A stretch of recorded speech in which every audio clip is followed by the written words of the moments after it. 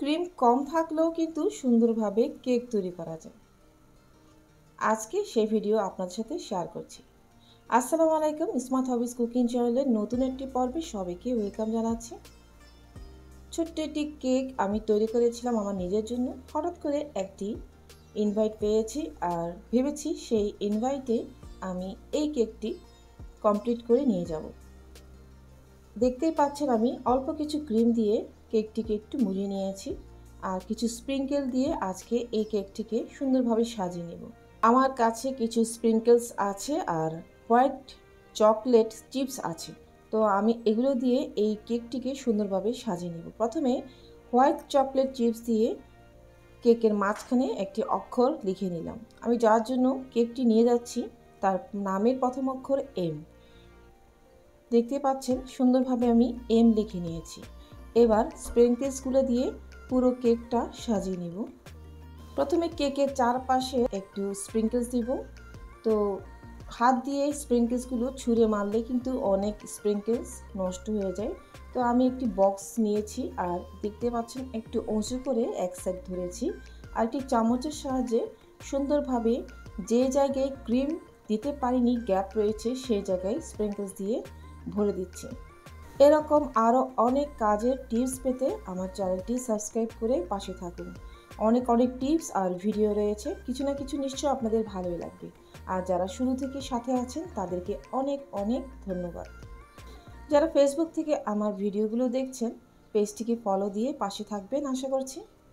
কথা বলতে বলতে চারপাশে স্প্রিঙ্কেলস লাগানো হয়ে গিয়েছে। এবার আমি মাঝখানটায় স্প্রিঙ্কেলস ছিটিয়ে দিচ্ছি। সেই সাথে কেকের চারপাশেও ক্রিমের উপরেও কিছু দিয়ে দিচ্ছি আর কিছু পার্লও দিয়ে দিচ্ছি। প্রশ্ন জাগতে পারে ক্রিম কম কেন? আসলে এর আগে আমি দুইটি কেক তৈরি করেছিলাম, যার একটি অলরেডি আপলোড করেছি আর একটি খুব তাড়াতাড়ি আপলোড দেব।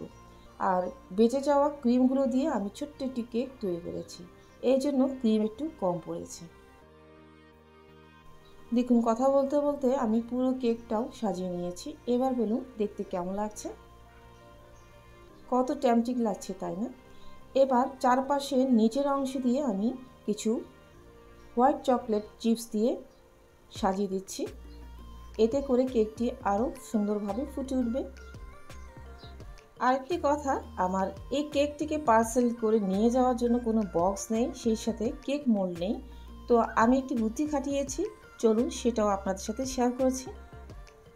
2 লিটারের আইসক্রিম কিছু বক্স থাকে না, সেরকম একটি বক্স আমার বাসায় ছিল ভাগ্যিস। তো কি করেছি, বক্সের ঢাকনাতে আমি অ্যালুমিনিয়াম ফয়েল দিয়ে ভালোভাবে মুড়িয়ে নিয়েছি আর উল্টো দিকে কেকটাকে আস্তে করে বসিয়ে দিলাম আর বক্সটিকে সেই ঢাকনার উপরে বসিয়ে দিয়েছি। এভাবে করে কিন্তু আমি পার্সেল করে কেকটা নিয়ে যেতে পেরেছি। কেকটা যার জন্য নিয়ে গেছি সেই মুহূর্তটুকু একটু আপনাদের সাথে অবশ্যই শেয়ার করব ভিডিওর শেষের অংশে।